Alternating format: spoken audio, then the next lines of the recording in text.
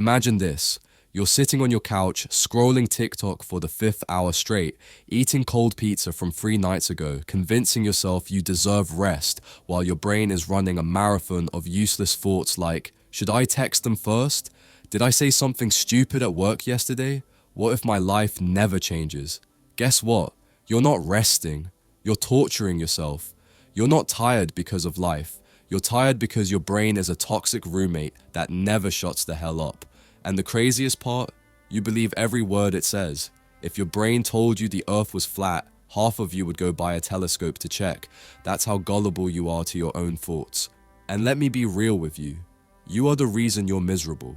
Not your boss, not your ex, not the government. You. Because you keep falling for the same trap over and over again, believing every dumb, dramatic, self-sabotaging thought that pops into your head like a whack-a-mole on crack. If that makes you mad, good, stay mad, because that's exactly why you need this book. The book is called Don't Believe Everything You Think by Joseph Nguyen, and unlike the mountain of self-help garbage you've probably half read and half forgotten, this one slices straight to the jugular. Your suffering begins and ends with your thinking. Joseph isn't some ivory tower academic hiding behind big words. He's a coach, teacher, and student of the Three Principles philosophy, influenced by the work of Sydney Banks. His mission? To end the psychological hamster wheel most of us live on, anxiety, fear, doubt, frustration, by teaching us how to stop mistaking every random thought as a command from God. Now, before we dive in, here's a quick disclaimer. This video falls under the Fair Use Act. It's purely for educational purposes, but more importantly, it's transformative. I'm not here to read the book word for word like some boring audiobook. No, I'm here to tear it apart, confront you with the truth you've been avoiding, and give it brand new context so it actually sticks. Because let's be real, you don't need another fluffy, feel-good pep talk. You need to be called out on your crap. You need someone to tell you that maybe, just maybe, your life isn't a tragedy. It's just bad thinking. So buckle up, because Joseph's book isn't just going to change how you think about thinking. It's going to force you to question whether the voice in your head is even worth listening to. Welcome to Mindful Reads Hub. Let's get started. The map into madness, why we suffer. Here's the uncomfortable truth. You are addicted to your own misery. You don't like to hear that, but deep down, you know it's true. People say they want peace, but the second life feels calm. They start poking at old wounds like a kid scratching a scab. You tell yourself you want freedom, but when it knocks at your door, you hide behind excuses. Why? Because suffering is familiar, and humans would rather choke on certainty than breathe the air of the unknown. The author reminds us with a story from Buddha. Life always shoots us with the first arrow. That's pain, unavoidable, the heartbreak, the accident, the diagnosis. But then comes the second arrow, your reaction, your obsession, your story about it. And that second arrow is the one you willingly stab into your own chest over and over again. Here's the confrontation. Pain happens, suffering is optional, and you keep choosing it like it's a subscription service you forgot to cancel. Joseph is blunt. The real reason you suffer isn't your circumstances, your past, or even your toxic ex. It's the voice in your head, that endless monologue that convinces you your life is a dumpster fire. He admits he tried everything: therapy, gurus, waking up at 4 a.m., juice cleanses, shadow work, you name it, and still he was miserable. Because self-improvement stacked on top of toxic thinking just builds a prettier prison. You can paint the bars gold, but it's still a cage. Think about it in your own life. Ever been at a party, everyone laughing, good music, and you're there spiraling about how you looked awkward when you said hi to someone 10 minutes ago? That's not reality messing you up, it's your brain. Ever been sitting on your couch with family, everyone laughing at a TV show, and you're fuming about your job? Same deal. You're not suffering because life is objectively hell. You're suffering because you've turned your thoughts into a tyrant and you bow to it daily. Here's the plot twist. You don't live in reality. You live in a reality your thoughts create. One person sees their job as a nightmare. Another sees the same job as a blessing. One person sees money as freedom, another as corruption. The event is neutral. It's your thoughts that add the drama. And if that's true, then every time you feel like crap, you're not actually reacting to life. You're reacting to a story your mind wrote. That's like watching a horror movie, freaking out, and forgetting it's just a screen. Joseph tells a Zen story about a monk meditating in a boat when another boat crashes into him. He explodes in rage only to realize the other boat is empty. It drifted on its own. The lesson: it's never the boat. It's never the noise, the coworker, the spouse, the politician, the algorithm. It's your reaction. The boat is always empty. But instead of realizing this, most of us are screaming at empty boats all day, exhausting ourselves with anger at things that never had the power to hurt us in the first place. Let me be real with you. Suffering is comfortable. It gives you an identity, something to complain about, a reason not to try. If you're always the victim, you never have to take responsibility. And that's why you cling to your misery like a safety blanket. Because if you admitted that suffering is self-created, you'd have to stop blaming the world and start owning your life. And that's terrifying, isn't it? The single idea Joseph pounds home is this: suffering begins and ends with thought. When you strip away the stories, the overthinking, the ego's desperate chatter, what's left is peace. That doesn't mean life won't hurt you, but it does mean you don't have to be your own executioner. Happiness isn't hiding in some future event. It's one thought away, specifically the absence of one. Key takeaway: you don't suffer because life is cruel. You suffer because you believe every thought in your head. Pain is unavoidable, but suffering, that's self-inflicted, and you're the one pulling the trigger. Favorite quote: in life, we can't always control the first arrow. However, the second arrow is our reaction to the first. The second arrow is optional. The thinking trap, when the mind won't shut up. Your brain is supposed to be your survival tool, but let's be honest. For most of you, it's become a torture device. It's like owning a guard dog that barks at shadows all night and then mauls you instead of the intruder. You think your mind is helping you, but really, it's dragging you through endless reruns of worst-case scenarios that never actually happened. Why? Because that's its default program: survival, not fulfillment. The mind evolved to keep you alive in the jungle, not happy in a cubicle. Back then, overthinking meant you lived another day. Now it just means you're stressed at Starbucks because the barista spelled your name wrong. Joseph lays it out. The mind's job is to scan for danger, reference past traumas, and predict future disasters. That's why you can't sleep. Your brain thinks the noise outside might be a saber-toothed tiger, not the neighbor's dumb cat. But here's the catch. You confuse this survival alarm system with wisdom.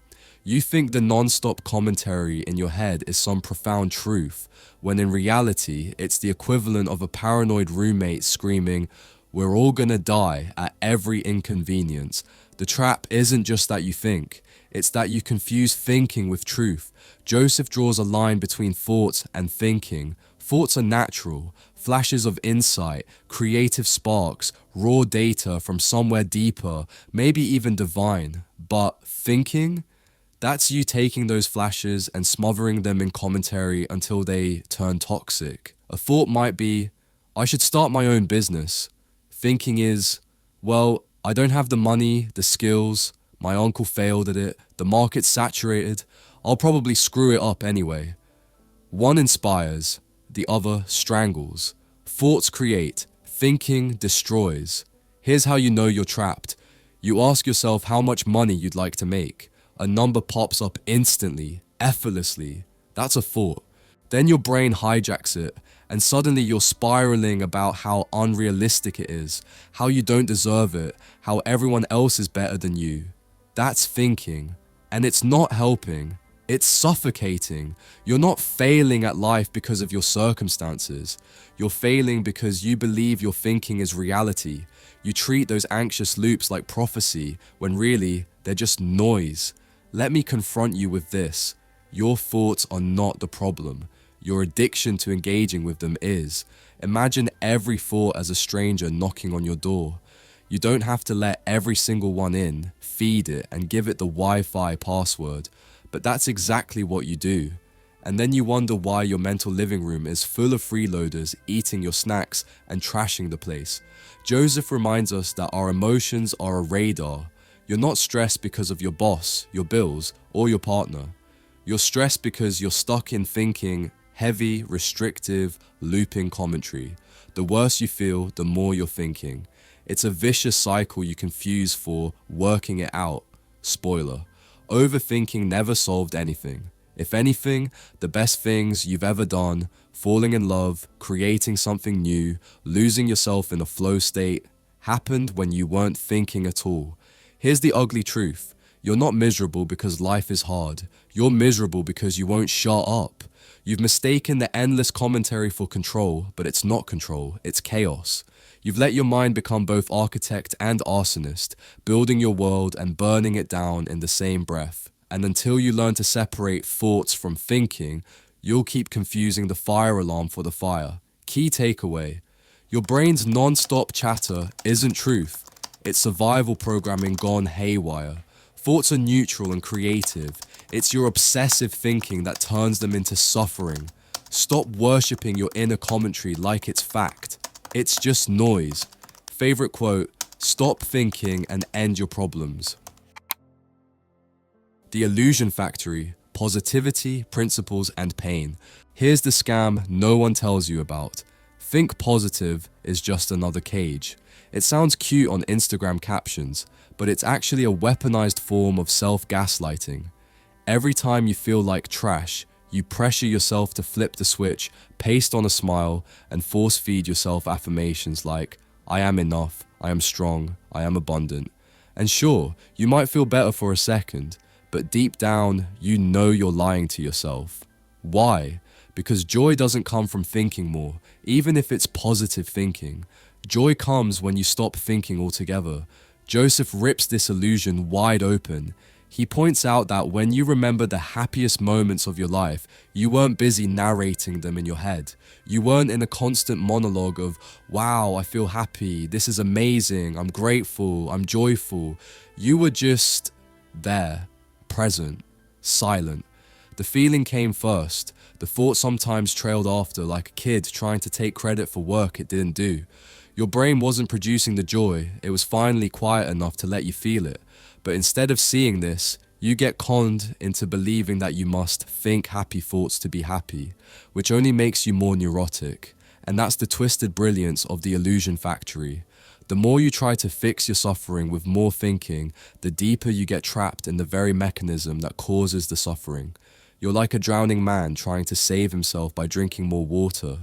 Nguyen also brings in the 3 principles discovered by Sydney Banks: mind, consciousness, and thought. They're the operating system of human experience. Universal mind is the intelligence behind life itself.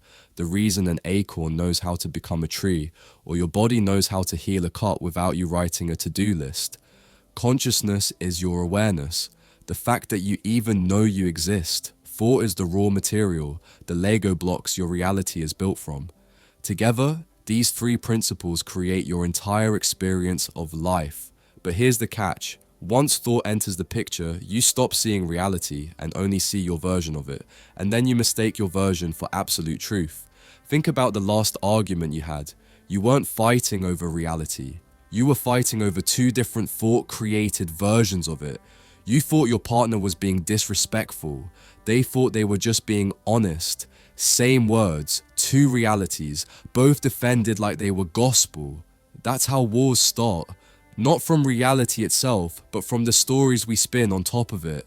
And here's where it gets ugly, because your mind is addicted to labeling everything as good or bad, success or failure. You build a prison out of evaluations. You can't just eat a meal. You have to decide if it's healthy enough. You can't just post a photo. You have to obsess over likes. You can't just exist. You have to analyze whether your existence is meaningful. And you wonder why you're miserable. You've turned your natural state of peace into a courtroom where every second of your life is on trial. Joseph's confrontation is simple but radical. Stop trying to manipulate your thoughts into positive ones and realize that the less you think, the more your natural state of joy comes through. Babies don't need affirmations to laugh. Trees don't journal their gratitude to grow. The universe itself isn't sitting around overthinking whether it's worthy of expanding. It just does. It just is. Meanwhile, you're 32 years old, sweating bullets in a spin class, whispering mantras under your breath, trying to convince yourself you're happy. Do you see how insane this is? The mind wants complexity, formulas, and hacks, but truth is simple. Joy, peace, love, they're not outcomes of mental gymnastics. They're the baseline of your being. You only lose them when your ego convinces you that you need to add something extra. Positive thinking is like spraying perfume on a dumpster. The smell might distract you for a while, but the rot underneath is still there until you take out the trash. Key takeaway: positive thinking isn't the cure, it's another layer of the disease.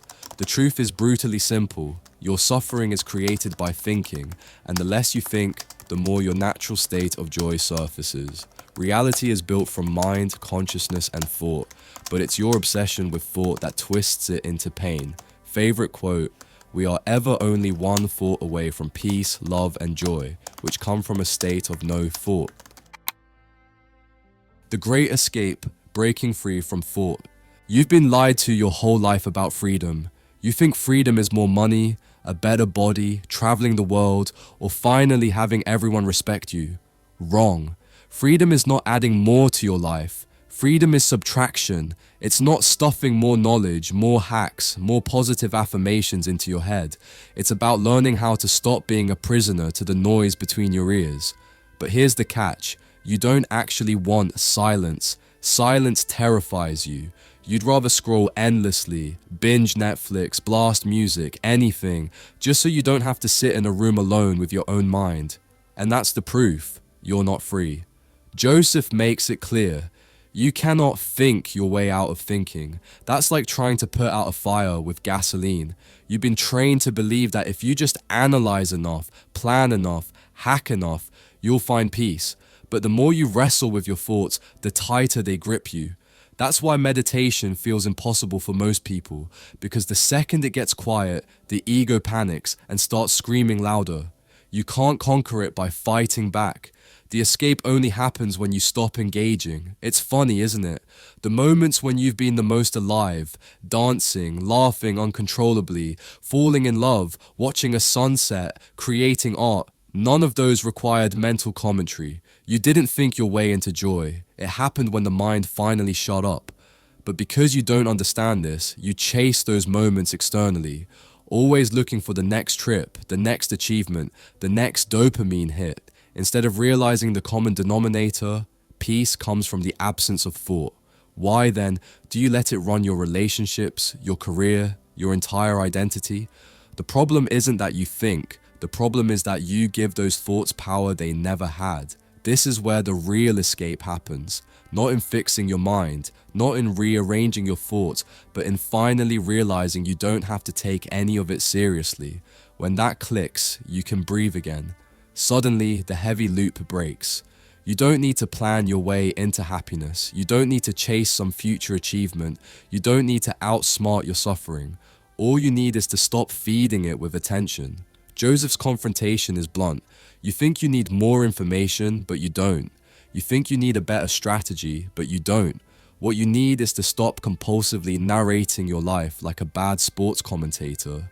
When you drop the story, when you stop fueling the fire, what's left is clarity.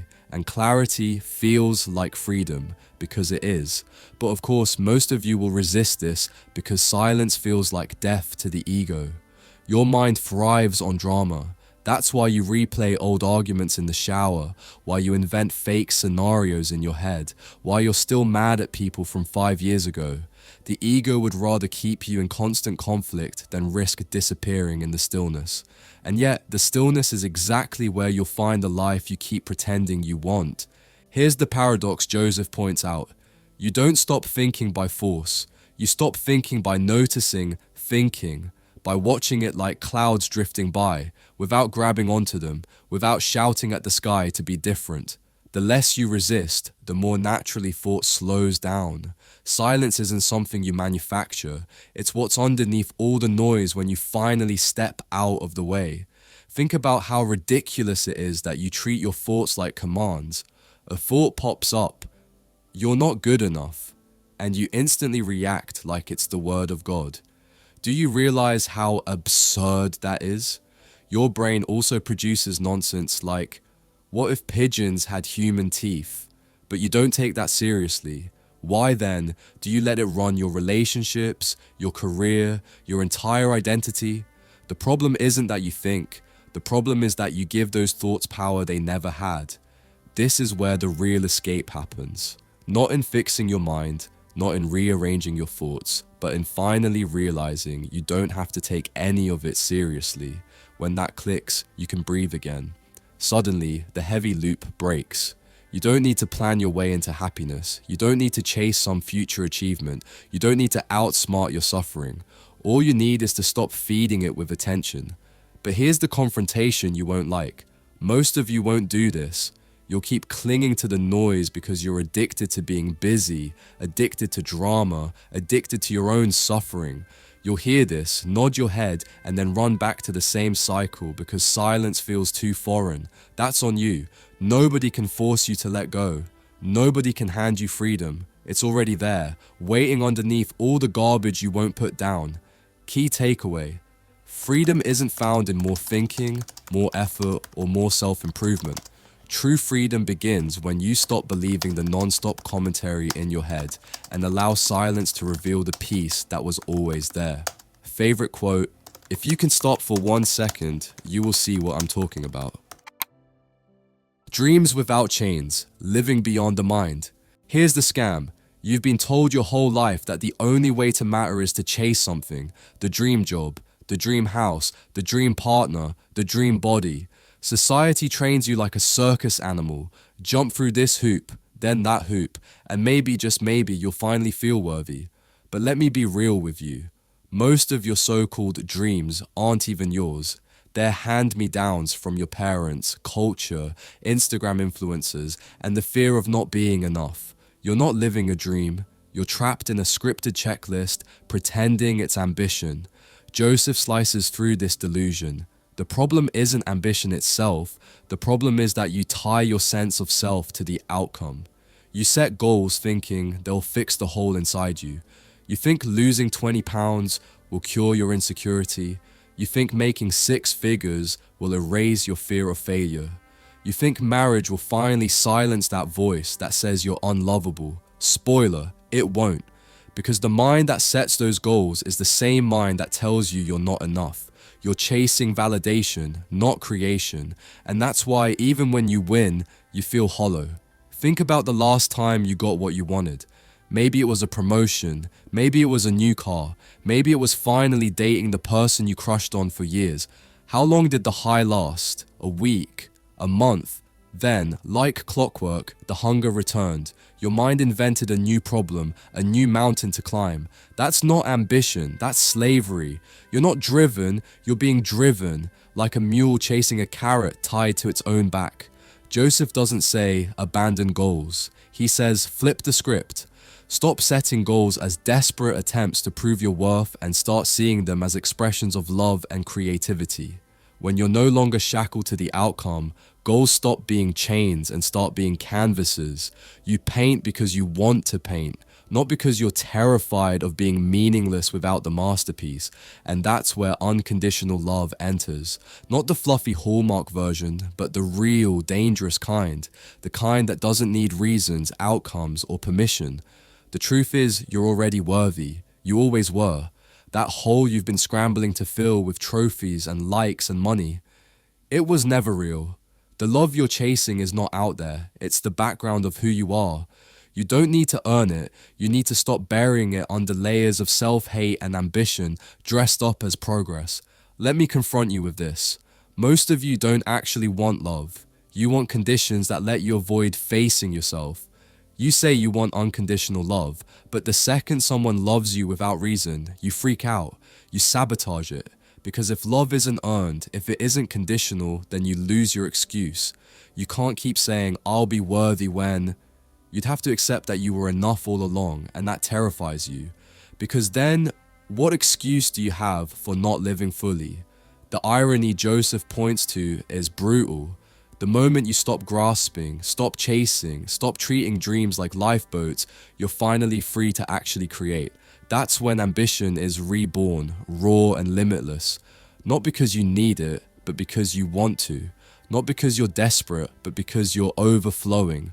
That's the difference between building something out of fear and the building something out of love. One burns you out, the other lights you up. And let's be honest, you can feel the difference. You can spot the entrepreneur who's just hustling to outrun their daddy issues versus the one who actually loves building. You can spot the artist who's painting for likes versus the one who's painting because they can't not paint. One is begging for validation, the other is free. And deep down, you know which one you are. So here's the slap in the face. Stop mistaking chains for dreams. Your goals aren't supposed to fix you. They're supposed to express you. Love isn't something you earn, it's something you uncover. And if you keep chasing life like it owes you worth, you'll die exhausted, still waiting for the day you feel whole. That day will never come. The day can only come when you drop the lie that you were broken to begin with. Key takeaway, real ambition isn't about proving your worth, it's about expressing what's already whole. When you drop the need for validation, your goals stop being chains and start being playgrounds. Love isn't out there, it's your baseline. And creation is what naturally flows when you stop chasing worthiness. Favorite quote, the purpose of life is not to get what you want, but to express what you are. The compass of the soul, intuition over intellect. Here's the thing nobody wants to admit. Your intellect, the very thing you're so proud of, the thing you built your identity on, is not as smart as you think. It's a tool, like a hammer, useful for building shelves, absolutely useless for building a meaningful life. But you treat your intellect like it's a god, kneeling at its altar, demanding it give you certainty, clarity, purpose. No wonder you're miserable. You're asking a hammer to tell you who you are. Joseph points out that fulfillment has never come from overthinking. Think about the times you felt truly alive, laughing so hard you couldn't breathe, kissing someone you loved, watching your kids sleep, being lost in a creative flow. Were you sitting there analyzing the moment? Were you in your head debating pros and cons? Of course not. You were out of your head, in the experience itself. The mind was quiet, the intellect benched, and something deeper was driving. That's intuition. That's the compass you keep ignoring because you're too busy worshipping logic. And here's where it gets nasty. Your obsession with labeling every single thing in your life as good or bad is the reason you're stuck in a constant state of anxiety. You get a new job, good. 3 months later, the workload piles up, bad. Your partner surprises you with flowers, good. They forget an anniversary, bad. Your whole life is this exhausting seesaw of judgment. And here's the truth Joseph slaps down. Nothing is good or bad until your thinking makes it so. The event itself is neutral. It's your label that builds the prison. But you love the labels, don't you? Because labels make you feel like you're in control. If you can just put life in neat little boxes, maybe you'll finally feel safe. Wrong. Labels aren't control. They're shackles. You've reduced your infinite human experience to Yelp reviews, and then you wonder why you feel empty. The alternative is terrifying because it requires trust. Trusting that you don't need to think your way through every decision, every feeling, every moment. Trusting that your intuition, that quiet, gut-level knowing, is smarter than the most complex argument your intellect can cook up. You don't need a 10-step plan to know you're in the wrong relationship. You don't need a pro and con list to know the job you're in is slowly killing you. You already know. You've always known. You're just too scared to listen, so you bury it under noise, analysis, and endless second guessing. Joseph calls this knowing without thinking. And if you're honest, you felt it before. That sense when you walk into a room and immediately know the energy's off. That clarity when you meet someone and instantly know they'll matter in your life. That pull toward a dream that doesn't make sense on paper, but feels unshakable in your bones. That's your compass. But instead of trusting it, you drown it in rational objections. And then, 10 years later, you look back and regret ignoring the one voice that was never wrong. Let's be confrontational here. You already have the answers. You're just addicted to pretending you don't because pretending keeps you safe. Pretending lets you stall. Pretending lets you stay in mediocrity without guilt, because if you admitted you knew, then you'd have to act. You'd have to leave or begin or change, and that's what terrifies you. So you keep lying to yourself that you don't know yet. Stop lying. You know. You've always known. The tragedy is that you'll trust Google Maps to take you across the country, but you won't trust your own inner compass to take you across your own life. You'll obey a robotic voice telling you to turn left on Main Street, but you ignore the voice inside telling you to quit, to confess, to create. Do you realize how insane that is? Fulfillment isn't hiding in your head. It isn't hiding in more labels, more logic, or more self-analysis. Fulfillment begins the moment you stop worshipping the intellect and start following the compass you were born with. You don't have to figure everything out. You just have to listen. Key takeaway. Your intellect can't lead you to fulfillment. Only intuition can. Stop drowning it in analysis and labels. The answers you're chasing are already within you, but you'll only hear them when you shut up long enough to listen. Favorite quote? If you can see the intelligence behind life, you can relax into the flow of it. Miracles in the void, creating space for the impossible. Here's a dirty secret about your life. It's too loud. Not just the noise of cars and phones and emails pinging every 30 seconds, I mean the noise inside your skull. You're so busy filling every second with stimulation, every gap with distraction, that you've forgotten what silence even feels like. And because you never allow silence, you never leave space for anything extraordinary to show up. You keep begging life for miracles, but you're basically screaming over the only voice that could deliver them. It's like demanding someone whisper the lottery numbers to you while you're blasting heavy metal in your AirPods. Joseph makes it simple. Miracles don't happen in noise. They happen in the void. They happen in the gaps between thoughts, in the moments you're not clinging to control, in the space where you finally stopped micromanaging reality. But you don't like that, do you? Because silence terrifies you. Silence feels like death to your ego. You'd rather keep yourself endlessly busy than risk sitting still long enough to hear your own soul speak. Think about it. The best ideas you've ever had didn't show up while you were grinding your teeth at your desk. They came in the shower, on a walk, driving with no music on. They came when you weren't thinking, when there was space. Einstein didn't discover relativity while doom scrolling Twitter. He was staring into space, probably bored out of his mind. The Beatles didn't write timeless songs by filling spreadsheets. They let themselves drift into flow. And yet you, in your infinite wisdom, keep trying to force creativity, force solutions, force happiness, and then wonder why nothing magical ever happens. The paradox Joseph hammers on is brutal. The harder you try, the more you block the very thing you're chasing. You're so desperate to make life bend to your will that you leave no room for life to surprise you.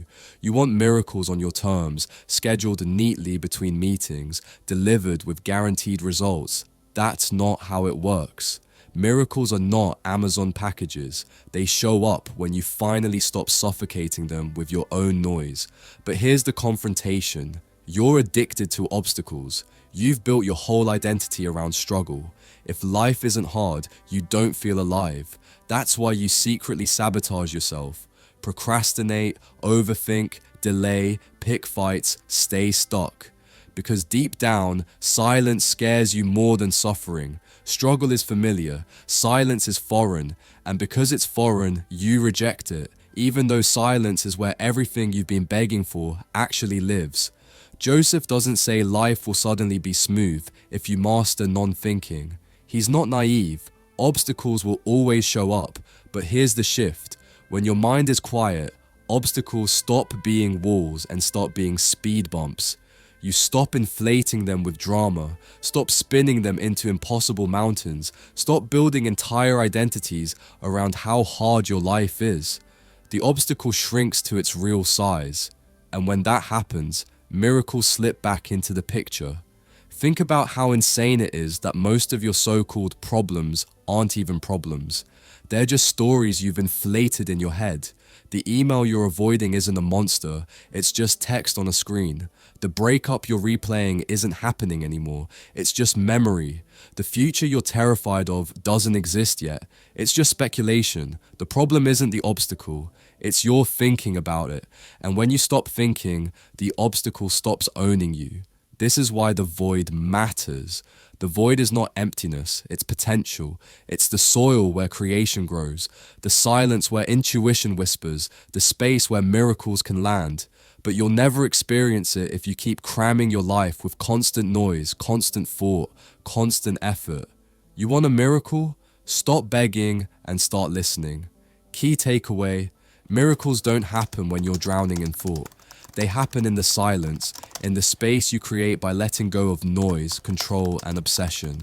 Obstacles shrink when you stop feeding them with thinking, and the impossible finally has room to enter. Favorite quote: miracles happen when the mind is quiet, not when it is busy trying to control life. The aftershock, when the old world fights back. So here's the real test. It's easy to feel enlightened on a meditation cushion. It's easy to feel zen after finishing a book like this, convinced you've cracked the code, ready to live free of suffering forever. But then what happens? Monday morning slaps you in the face. Your boss sends a passive-aggressive email. Your kid throws a tantrum. Your ex texts you, "Hey," at 2 a.m. Suddenly, all that peace you swore you'd found vanishes faster than your motivation at the gym in February. This is the aftershock, the moment when the old world claws at you, begging you to crawl back into its misery, because that's what's familiar. Joseph doesn't sugarcoat it. He says the insights you gain will always be tested. Why? Because thought doesn't just disappear overnight. The ego isn't going to pack up and retire quietly. It's going to throw tantrums. It's going to sneak in through the back door, whispering in your ear, "See? Nothing's changed. You're still the same mess. You'll never be free. And if you don't recognize this game, you'll fall right back into the trap. You'll confuse the test for the truth." Here's where most people fail. They think one breakthrough means they're done. But breakthroughs are like showers. You don't take one and stay clean forever. Life keeps throwing dirt at you, and you need to keep rinsing off. But instead of rinsing, you cling to the dirt. You obsess over the setback, the relapse, the fact that you lost your cool again. You tell yourself, "See, I'm not evolving at all." That's not truth. That's just old programming rearing its head, trying to lure you back into its gravity. Think about how ridiculous this is. You wouldn't beat yourself up for sneezing after being healthy for a month. You wouldn't say, "Well, guess my immune system was a fraud." But when it comes to your mind, one flare-up of anxiety or anger convinces you that all your progress was fake. That's nonsense. The aftershock isn't proof you failed. It's proof the old world is crumbling, and crumbling worlds make noise. But here's the confrontation. Most of you secretly want to go back. You crave the old drama, the old pain, the familiar identity of being the struggler, the victim, the overthinker. Because if you actually stepped into freedom, you'd lose your excuses. You couldn't blame your past anymore. You couldn't milk your suffering for sympathy. You couldn't hide behind the narrative that life is just too hard. And that terrifies you, because freedom means responsibility. Freedom means you can't keep blaming thought when you're the one feeding it. Joseph says the way through the aftershock is not to panic, not to fight, but to remember the truth. Thoughts have no power until you give them power. The old world can claw all it wants, but it can't drag you back unless you grab its hand. If you stop fueling it with attention, it dies on its own. That's why the aftershock is actually a good sign. It means you're growing, it means the old self is dying, it means the grip of thought is loosening. So when the waves of doubt come crashing back, don't freak out. Don't start writing your suffering a welcome back party. Just let it pass. See it for what it is, a ghost, not a monster. And if you can hold your ground in that storm, you come out untouchable. The old world doesn't disappear overnight, but it does eventually stop knocking when it realizes you're not answering anymore. Key takeaway: the aftershock isn't failure, it's proof of progress. Old patterns will fight back, but their power is an illusion. If you stop feeding them with attention, they crumble, and you become untouchable. Favorite quote: when you stop giving thought the power it never had, you are free. The toolkit of freedom, living a non-thinking life. So you've heard it all by now. Your suffering is self-inflicted, your thoughts are lying, silence is freedom, intuition is the compass. Great. But here's the part that separates the people who nod along and do nothing from the people who actually live this: application. It's easy to binge a book, take a few notes, and then return to scrolling your phone like nothing happened. That's not transformation, that's entertainment. You don't need another dopamine hit of self-help. You need weapons, real tools. Because let's be honest, your mind is sneaky. It's not going to surrender politely. It's going to fight dirty, slip in sideways, and convince you that all of this is too hard, too abstract, too unrealistic. And unless you have a toolkit, you'll fold. Joseph emphasizes that freedom isn't about memorizing more knowledge, it's about frameworks for living. For example, when an intrusive thought shows up, instead of analyzing it or wrestling with it, the tool is to watch it pass. Literally treat it like a pop-up ad. Don't click, don't argue, don't scream at it, just let it fade. You wouldn't negotiate with a spam email, so why do you negotiate with your anxiety? That one shift alone dismantles half the power thought has over you. Another tool: reframe habits not as enemies, but as unconscious patterns running on autopilot. You're not broken because you bite your nails, procrastinate, or spiral into stress at work. Those are just scripts your mind keeps replaying because you haven't stopped it. Once you see them as scripts, you can step out of them. But here's where most people mess up. They try to fight their habits with willpower. That's why New Year's resolutions crash and burn. Willpower is just another thought-based strategy, and thought is the enemy. The real move is awareness, noticing the habit, seeing it for what it is, and refusing to identify with it. That gap is where the pattern loses oxygen and dies. Joseph's framework is deceptively simple. Stop adding. Stop piling on hacks. Stop downloading new productivity apps. Stop stuffing your brain with life hacks you'll never use. Every attempt to add control only strengthens the belief that you don't have control already. And that's the lie. You don't need to become a new person. You just need to stop feeding the noise that convinces you you're broken. Here's the confrontation. You don't fail because life is stacked against you.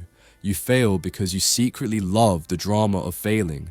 You say you want peace, but you keep feeding habits that guarantee chaos, checking your phone first thing in the morning, gossiping, overthinking, avoiding silence at all costs. Stop pretending you want freedom while cuddling your chains. You can't have both. The toolkit works only if you actually use it, not if you Instagram a quote from it and then go back to being miserable. And the most important tool Joseph gives is this: remember who you are without the thoughts. You are not the noise. You're not the anxious spiral, not the memory replay, not the projection of a future that doesn't exist. You are the one aware of the noise. That awareness, that presence is untouchable. It doesn't break when life breaks. It doesn't panic when your ego panics. That awareness is your freedom, and the more you practice resting in it, the less the old world can drag you back. But here's the final gut punch. You have to choose. No one is coming to save you. No guru, no coach, no book, not even this one. You've been waiting your whole life for permission to live free, but the permission slip was never coming in the mail. It's been in your hand the whole time. The toolkit isn't a gift from outside. It's the reminder of what you already had. The question is, are you going to actually use it, or are you going to keep pretending you don't know what to do? Because if you keep pretending, don't lie to yourself. You're not a victim anymore. You're a volunteer. Key takeaway: freedom doesn't come from adding more hacks or knowledge. It comes from using awareness as a weapon, watching thoughts pass instead of feeding them, and refusing to identify with your habits and noise. You don't need to become someone new. You just need to stop believing the lies in your head. Favorite quote: you are not broken and never have been. You've simply been lost in thought. Conclusion. So here it is. 9 chapters, a battlefield of illusions, and one brutal truth. You were never at war with the world. You've only ever been at war with yourself. Every sleepless night, every anxious spiral, every sabotage dream, it all traces back to the same culprit, the relentless, lying circus inside your head. And if you still don't get it, let me make this crystal clear. Your mind is not your master. It's a tool, a servant, and a lousy one at that when you let it run unchecked. You wanted answers, but the book didn't hand you cheap ones. It held up a mirror. You saw the suffering was self-inflicted. You saw thought creating and destroying you in the same breath. You saw positivity turn into just another cage, goals hijacked by ego, intuition buried under noise, and the miracle of silence screaming at you the whole time. And when you broke through, the old world clawed back, desperate to pull you down. But what did you find? That freedom isn't found in thinking harder, working harder, or hustling harder. It's found in letting go, in resting as the awareness behind the madness. The truth is uncomfortable, but here's the gut punch. If you walk away from this and do nothing, you deserve the prison you're in. Because no, you're not broken, you're not doomed, you're not cursed, you're addicted. Addicted to overthinking, addicted to drama, addicted to pretending you don't already know how to be free. And the cure has been here the whole time. The tools are in your hands. The silence is already waiting. The only thing standing in the way is you. So what's it gonna be? Keep scrolling, keep numbing yourself, keep playing the same broken record of excuses, or finally drop the act and live? Because there's nothing noble about wasting your life in the cage of your own thoughts. You've been shown the map out. The only question is whether you'll walk it. And if you're not ready, good. That's why you need to grab the book, sit with it, revisit it, tear into every page until the illusions crack. This isn't a one and done lesson, it's a way of living. Joseph Nguyen didn't just write words, he handed you the detonator to blow up your old life. So go buy the book, read it, reread it, bleed it into your daily life. Because at the end of the day, freedom is not a theory. It's not a quote you like on Instagram. It's a decision. You either wake up or you stay asleep. You either live or you keep dying in slow motion. The choice, and it always has been, is yours. And if this breakdown lit a fire under you, don't just sit there. Hit subscribe, drop a comment, and share this with someone still lost in their own prison. Because if you got value from this and keep it to yourself, you're no better than the voice in your head keeping you small. Spread it, live it, and remember, you are not your thoughts. You never were, you never will be. This is the send-off. Stop playing prisoner, step into the silence, step into freedom, and for God's sake, stop waiting.